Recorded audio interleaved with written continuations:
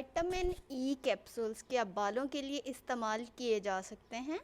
जी हाँ, बिल्कुल। Vitamin E को आप स्कैल्प पे भी इस्तेमाल कर सकते हो और बालों की ओवरऑल लेंथ पे भी इस्तेमाल कर सकते हो।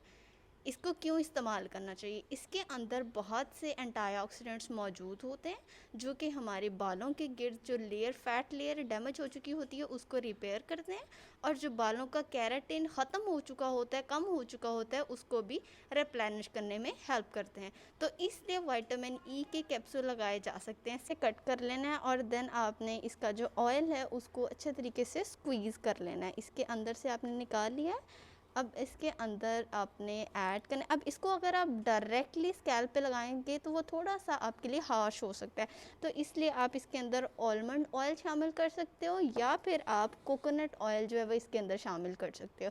तो इस तरह ये आपके स्कैल्प को डैमेज भी नहीं करेगा और बालों को रिकवर करने में भी बहुत ज़्यादा हेल्पफुल साबित होगा। तो अब इसका इस्तेमाल 15 दिन के बाद आप इसको अपने बालों पे अप्लाई कर सकते हैं, तो आपको बहुत ही इफ़ेक्टिव और बेस्ट रिज़ल्ट मिलेंगे। अल्लाह हाफिज़।